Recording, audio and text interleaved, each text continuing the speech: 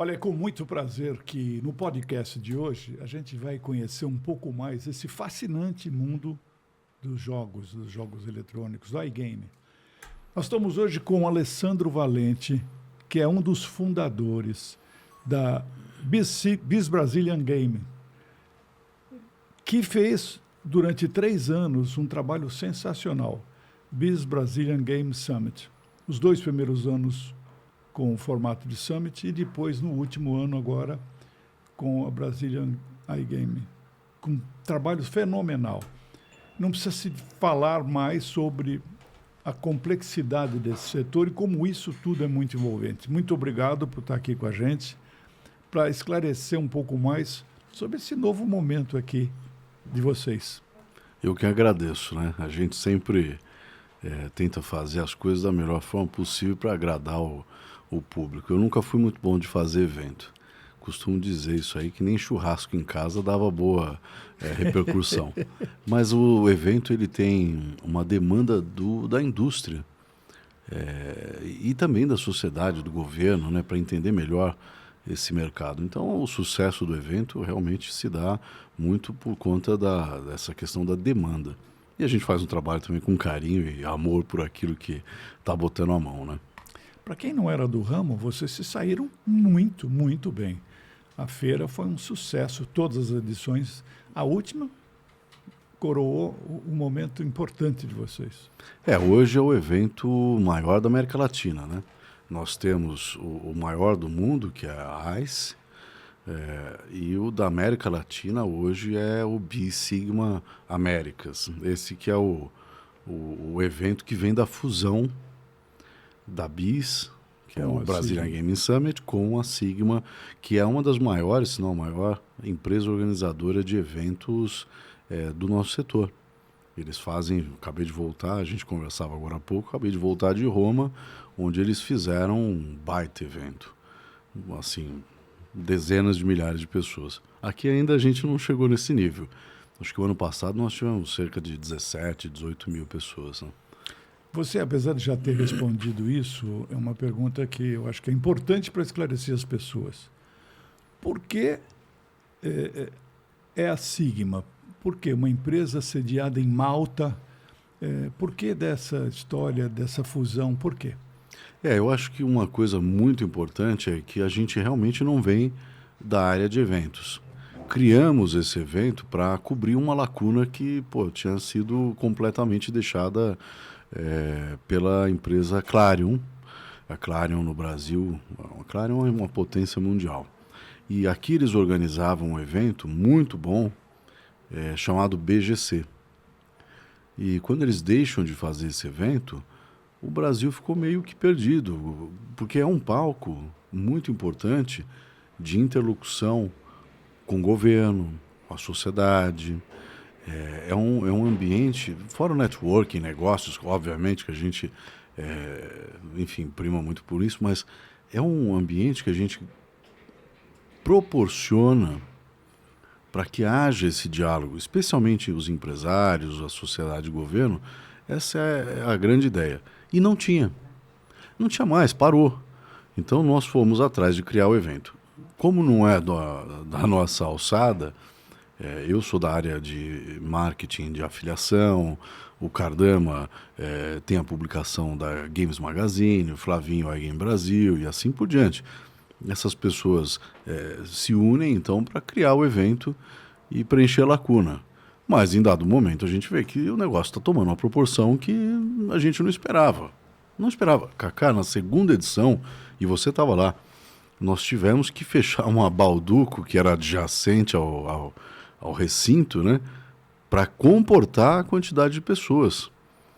Então, essa união com a Sigma veio em mais do que perfeita hora. Agora, uma coisa importante. Após 3 anos desse processo de fusão, o evento agora é 100% propriedade da Sigma? Sim e não. Sim, de propriedade oficialmente no papel, mas a direção continua ainda conosco. ou seja, toda a curadoria das palestras, a parte comercial é compartilhada, mas a curadoria de palestras, a organização em geral do evento, os eventos satélites, os eventos sociais. Então, durante o evento, durante a Expo, né, nos dias que ocorrem, nós temos os eventos satélite. São os iGatherings, eles chamam assim, que são eventos de networking, normalmente realizados em restaurantes, em bares, enfim. E tem os awards, então as premiações da indústria, e tem a festa de encerramento. Todos esses aí a gente coordena muito com a ajuda deles também, porque eles têm muita expertise, eles têm um conhecimento internacional bruto, e a gente tem o conhecimento local. Sim, vai ser isso. Ninguém conhece mais do nosso negócio como o nosso quintal, que é o que a gente sabe fazer bem. E o papel dos sócios fundadores nessa gestão de eventos, na estrutura da Sigma, como é que fica? Olha, no começo era bem difícil. Eu imagino. Porque tem a questão da diferença cultural. Total. Muito, muito difícil. Me lembro das suas dores de cabeça. Não foi fácil, né? Mas aos poucos eles começaram a entender, e agora flui muito bem. Aos poucos eles começaram a entender que, puxa, o Brasil tem as suas particularidades. Assim como Malta tem as suas, e Reino Unido as suas, e etc. e tal. Então, a partir desse evento passado que nós fizemos aqui em São Paulo, eu já senti essa integração melhor e o entrosamento da equipe. Começaram a entender um pouco a nossa cultura, o nosso jeito, né? Claro. Então, o brasileiro tem, só para citar um exemplo, né? A gente tem o costume, em geral, a população, deixar as coisas para a última hora. Pô, mas não está vendendo ingresso. Calma. Chega nas 2 últimas semanas, o sistema às vezes chega a cair. Porque o brasileiro deixa para a última hora. Ponto. Não tem essa programação. E aí fica uma loucura. Aí é cliente de um, amigo de outro. Onde eu posso me hospedar? Já não tenho aqui, já não tenho lá. Então tem que saber lidar com isso. Não adianta virar e falar como talvez falariam na Europa. A data limite era tal. Sinto muito. Aqui não tem como. Aqui não tem Você isso. tem que ter uma flexibilidade. E tem um jeitinho brasileiro aí. Você tem que ter uma flexibilidade e, digo mais, pensando só nesse único ponto que eu citei, já deixar alguma coisa mais ou menos preparada. Então, quartos de hotel, a gente já pede para alguns hotéis na região, ao entorno ali. Já deixa uma reserva. Já deixa a pré-reserva. Exatamente, já deixa uma pré-reserva de 10, 4. É um pronto-socorro. Exatamente, porque acontece. Acontece um dia anterior. E a gente divulga, hein? É muito louco isso. É muito louco, mas Brasil, é assim, e a gente gosta e acabou, não tem o que fazer. É o jeito, é o jeitão É o nosso brasileiro. jeito, é o nosso jeito. O Alessandro Valente, agora me diga uma coisa, a Sigma tem hoje 8 eventos globais. Qual é o futuro do BSigma South America? Olha, é difícil a gente prever o futuro porque a Deus pertence, mas o que está planejado, esse vai ser o evento da América do Sul, ponto. E nós temos um evento que está sendo planejado para o México. Que aí vai ser o evento para a América Central e Norte. Eu até aposto que será um evento que vai trazer muita gente do Caribe, daquela região e América Central. Tenho minhas dúvidas se vai realmente atrair tanto canadense, por exemplo. Mas esse da América do Sul passa a ser o oficial só América do Sul. O nosso aqui. O nosso. E qual que é o papel dos fundadores do Sigma nesse evento do México? Pois cada um tem o seu papel bem definido, né? Eu estou aqui contigo hoje, então uma das tarefas que me foi dada eu preciso levar ao público e aos meus conhecidos, os contatos, exato, a importância de um evento como esse. Muitas vezes para desmistificar, quebrar o tabu, né, ao redor do assunto, para criar diálogo e debate. Diálogo é legal, e debate é muito bom. Melhor. Eu gosto do diálogo. O diálogo é muito importante, mas o debate, dali, quando pega fogo, que sai alguma... de posições, de ideias. Pois é, exatamente. Nós tivemos... Exato. Tivemos não nessa edição, na anterior, o Nicolas Ferreira. E, obviamente, não é uma pauta que ele apoia. Lembro, eu até entrevistei. Você teve com ele lá, pois é. Não é uma pauta que ele apoia. Porém, é uma pauta que ele tem interesse em monitorar, em saber o que está acontecendo. E se, por exemplo, a verba será destinada de forma correta ou não, se a propaganda está de forma regular ou não, ou seja, já que é lei e está regulamentado, ele vem para fazer esse papel. Então, a gente tem essa questão de debate, é um ambiente que sai muita coisa interessante, muita coisa importante para a indústria. Agora, com 2 edições nos continentes sul e norte americanos, nós podemos esperar para a edição do BISIGMA em São Paulo que vai ter uma visitação de países vizinhos? Sempre tivemos, então, historicamente, acho que desde o primeiríssimo evento não que a gente fez. Não é porque vai ter no México que eles vão deixar de vir aqui para ir lá. Imagina. Mesmo porque o assunto América Central e América do Norte é outro. Lá eles já estão um passo à frente. Ou seja, para deixar mais claro, eles já estão discutindo coisas do cassino resort, do cassino físico, que a gente ainda não. A gente está discutindo a possibilidade de termos. É uma das grandes pautas da próxima edição, é a gente se debruçar sobre esse assunto e trazer o pessoal do governo para eles entenderem quais são as reais demandas da indústria, porque não adianta, eu até citei um exemplo esses dias aí para um amigo que estava me questionando a respeito, não adianta você regulamentar e criar regras tão restritivas que o empresário vai embora. Impostos tão altos que o empresário deixa de investir no país. Não é estrangeiro, não, nacional, empresário brasileiro, qualquer um. Ele deixa de ser um mercado interessante. Então, é importante a gente regulamentar, legalizar o jogo físico, claro, porque ele existe. Regulamentando melhor ainda, né? Porque aí a gente tem as regras claras, tributos... Fica legal.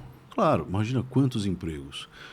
Em 2013, eu fui a um evento da Clarion, BGC, em Brasília. E, na ocasião, trouxeram uma informação interessante. À época do evento, havia 150 mil pontos de venda de lotérica. 150 mil? De loteria federal, estadual, X. Versus 300 e poucos mil do jogo do bicho. Que não consegue empregar de forma legal, né? O CLT da vida. Não paga os seus impostos, porque ele não tem uma base. Porque o governo não permite que eles tenham essa base jurídica, essa base legal. Então, isso é um exemplo de um tipo de jogo. Porque eu acho assim, e agora tem até uma discussão aí cada vez mais forte a respeito disso. Se a gente não tem um cenário positivo e plausível, vai só fomentar a pirataria, o ilegal, o clandestino. E a gente não quer isso. Nós, como indústria, queremos ver um cenário onde você pode patrocinar um clube de futebol, como está acontecendo demais, né? Onde você pode fazer uma propaganda numa emissora de televisão, numa rádio, enfim. É esse o cenário. Eu lembro da época dos bingos, né? E tem algumas pessoas que viveram isso mais por dentro. E tem um empresário do setor que fala o seguinte: eu dormi empresário e acordei bandido. Porque tiraram, né, a possibilidade dele operar no Brasil. Ele foi embora. Ele tem hoje uma fábrica enorme de máquinas. Ele exporta isso para o mundo todo. Eu lembro dos espanhóis na feira. Pois é isso. Eu lembro dele.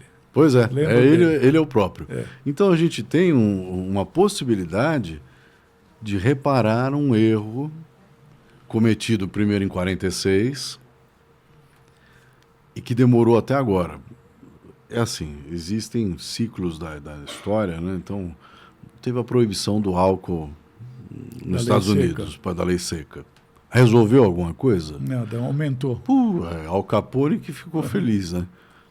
Entendeu? Agora, Lê, eu acho que o estigma contra a história do jogo já recrudesceu, já diminuiu bastante, não é? Não o suficiente. Mas está caminhando. A gente luta para isso. Então, tem gente que fala, o jogo é diversão. O jogo não é diversão, na minha opinião. O jogo é jogo. Ele pode ser divertido. Depende do usuário. Exatamente. E como a indústria se comporta diferentemente. Por isso que não pode ser comparada com a indústria do tabaco, do álcool, etc. e tal. A nossa indústria, antes mesmo da regulamentação, nós já tínhamos ferramentas para monitorar. Eu sei porque eu trabalhei em empresas. Em 2015, por exemplo, trabalhei numa empresa chamada Veranjon. Eles já tinham lá ferramentas para identificar padrão do jogador que poderia ser de compulsividade. Já levantava uma bandeirinha amarela. Se o padrão fosse confirmado, porque aí eles entravam em contato, etc. e tal. Vermelhinha. Vermelhinha já adiciona restrições à conta, uma série de coisas já começa a acontecer. No Brasil, nós temos, por exemplo, a IBAC, tem outras empresas também fazendo um bom trabalho. A IBAC é a Empresa Brasileira de Apoio ao Compulsivo. Ela é sustentada pela indústria para combater a compulsividade. Olha que legal isso. As outras, por isso não pode comparar a indústria do tabagista. Não pode, por quê? Eles não têm essa iniciativa. Essa defesa. Não tem essa. Isso é uma das coisas que nós temos, fazemos mesmo antes da regulamentação determinar, foi sugestão da nossa indústria para o órgão regulamentador, regulador. Já imaginando um possível desfecho lá na frente. Sim, porque, veja bem, existem estatísticas, e agora estou até aguardando para ver estatística nacional. Cerca de 6% das pessoas que jogam ou apostam têm uma propensão ao vício, à compulsividade, vício. Dessas, metade podem ser, já estão adictas ao jogo. Aquela descarga da adrenalina. Se você pôr no universo aí, é pouco, 3%. O álcool é muito mais, o tabaco é muito mais. Então, novamente, não dá para comparar. E essas pessoas, se elas tiverem o devido encaminhamento, o adicto, o compulsivo e sua família, uma vez que eles têm o devido encaminhamento, e que nós já, como indústria, temos rede de psicólogos, etc. e tal, esse problema tende a reduzir pela metade. Acabar não vai. Aí seria uma falácia dizer não vai acabar. O problema não acaba. Porque a compulsividade é uma patologia. E a pessoa é compulsiva por café, assim como eu sou. E, de repente, se eu paro de tomar café, eu passo a ser compulsivo. Eu já fui. Chá. Aquele chá preto com leite. Substitui. Você substitui uma coisa para outra. Isso é muito normal. Então, a compulsividade ela precisa ser controlada. E a nossa indústria faz um baita de um trabalho a respeito disso. Isso é importante. As pessoas não sabem dessa história. Pois não sabe, mas a cada vez mais a gente tenta levar essa e outras informações que eu acho, assim, acaba desmistificando a coisa toda. Agora, me diga uma coisa. A Sigma pretende manter a marca BIS, Brazilian Game Summit, por ser uma marca quente, muito acarinhada pelas empresas do mercado brasileiro? Como é que é isso? Inicialmente, nas primeiríssimas, aliás, conversas, né, com o meu querido sócio e amigo irmão, a ideia era que a gente tirasse do ar. A ideia saiu da minha boca, na verdade. Por quê? Quando a gente criou, é um summit. Um summit tipo um congresso, um seminário, uma coisa mais ou menos assim. Uma coisa mais compacta. Compacta, de palestra, de conversa, de palco. E não tinha essa pretensão de virar uma expo. Depois virou Confex, enfim, não sei como é que se chama esse tipo de modalidade. Mas eu, já no começo, quando eu percebi que estava tomando uma proporção muito grande, em termos de crescimento da parte de expo, eu trouxe essa sugestão. Eu acho que a gente deveria matar o nome BIS, porque é Brazilian iGame Summit. Aí você já está voltando para trás. Né? Isso. Aí ele falou, não. E ele aprendeu aqui no Brasil que BIS é muito mais do que só o Brazilian Game Summit. Tem o chocolate BIS. Quem gosta pede BIS, né? Tem o slogan famoso. Tem o estádio do São Paulo. Morumbis. Morumbis. Não, e vendo, eu não sou nenhum especialista em história da música ou da arte, mas também, né? Na música, o BIS é a repetição, né? Quando você realmente... Sucesso. É o sucesso. Então, beleza. Vamos manter? Vamos manter. Mas vamos colocar junto com o Sigma o logo, toda a identidade visual, para que fique claro que é um evento sob os cuidados e coordenação compartilhada com a Sigma. Houve um desdobramento regional agora com o caso da Summit BIS Brasília. Por que Brasília? Pois é. Isso aí é o seguinte. Nós tínhamos um projeto que ficava sempre para segundo plano de fazer um evento regional. Acontece que, muitas vezes, quando você tem um evento do tamanho da BIS, em datas como agora a gente viu aí o ano passado, o evento passado, 3 dias, às vezes a pessoa não consegue. Esse evento, por exemplo, caiu, se não me engano, no período do Pessah, do Passover, que é a Páscoa judaica.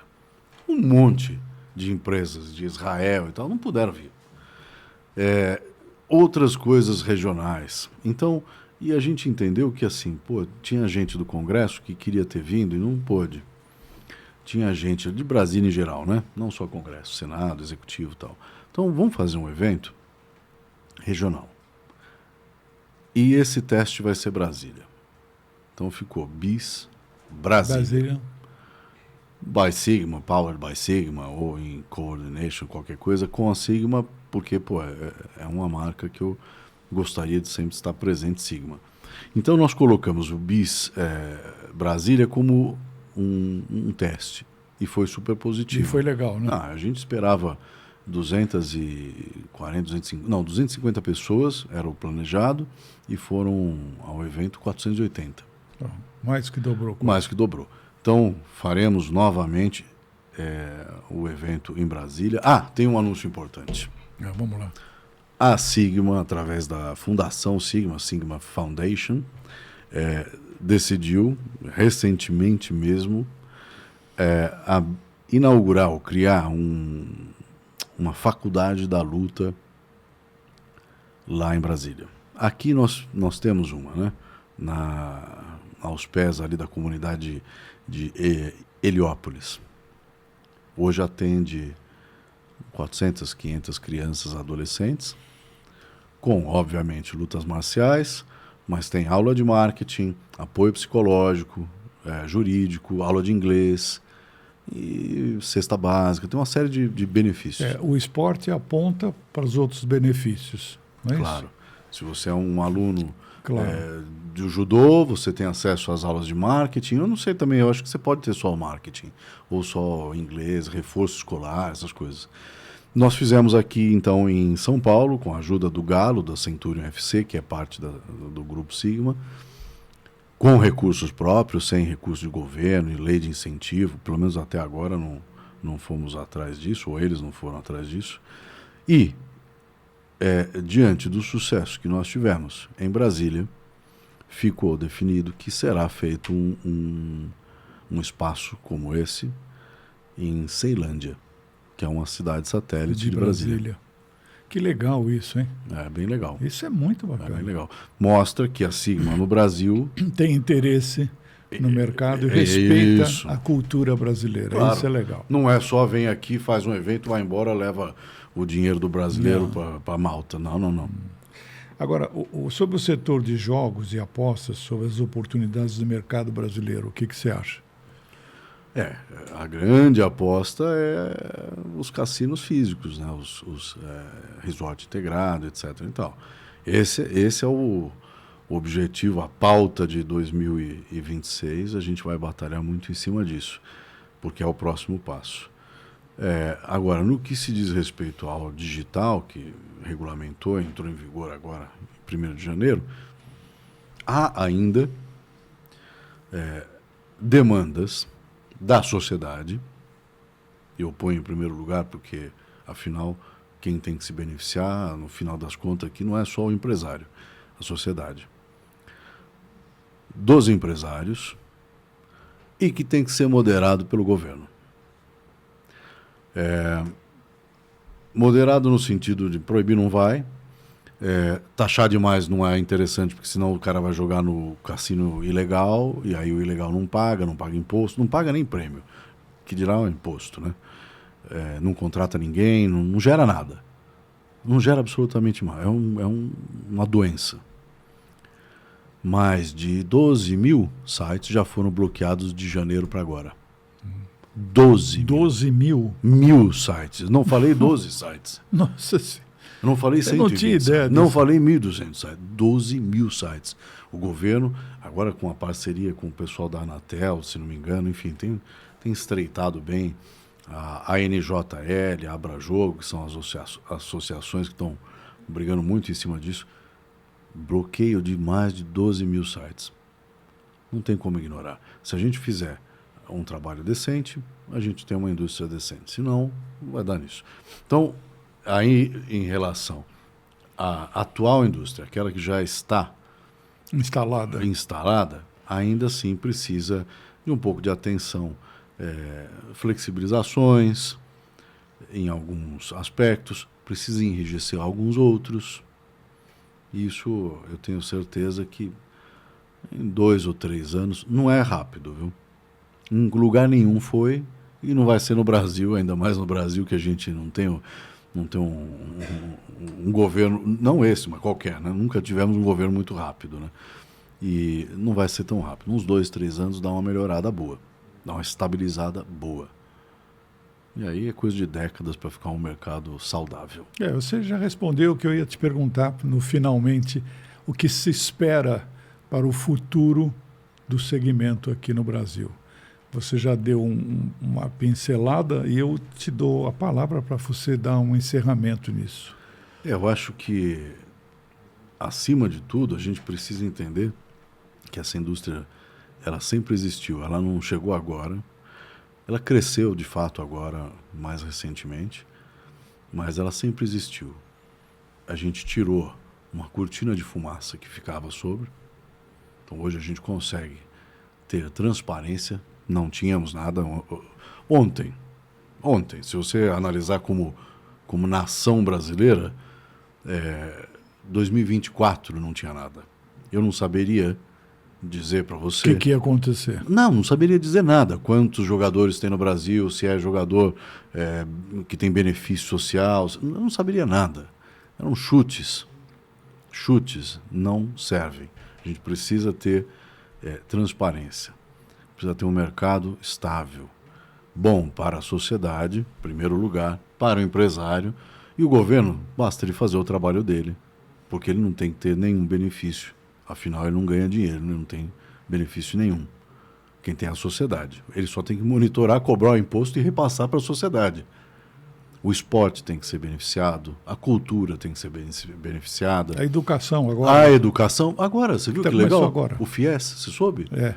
O dinheiro vai para o FIES. Vai pro FIES. Que bacana. Tá aí um belíssimo exemplo. Isso não saiu no dia 1º de janeiro. Então é isso que eu falo. É uma evolução, né? Isso. Aos poucos a coisa vai evoluindo para cada vez mais a gente ter uma indústria saudável, para a indústria florescer junto com a sociedade. E não ela se tornar um câncer na sociedade. Esses são os operadores ilegais. Esse combate ele tem que ser feito ferrenhamente, em cima, não pode deixar, porque isso aí é prejudicial. Então o futuro da indústria depende muito da boa vontade dos nossos governantes, sempre, e da legitimidade dos policy, pedidos, né? da sociedade. Não adianta falar, não, eu só quero que proíba. Não, você tem que proibir, tem que ter não. um policy da Exato. E a sociedade precisa ter mais voz. Claro. A sociedade, de forma inteligente, tem que chegar para a indústria ou para o governo e falar, olha, já que é regulamentado e tudo mais, o esporte tal carece de recursos. Cadê o investimento no esporte? Cadê o investimento na sociedade? Cobrar, né? Cobrar, exato. Bom, olha, eu agradeço muito você ter dado essa explanação legal, importantíssima. Eu que agradeço, né? Sempre. E a gente deixa aqui à tua disposição a hora que precisar para a gente falar disso. A gente vai ter mais uma pequena entrevista para o programa na TV. E eu agradeço demais você ter vindo aqui. Tá eu bom? Que agradeço mais uma vez. Fica aí para o pessoal.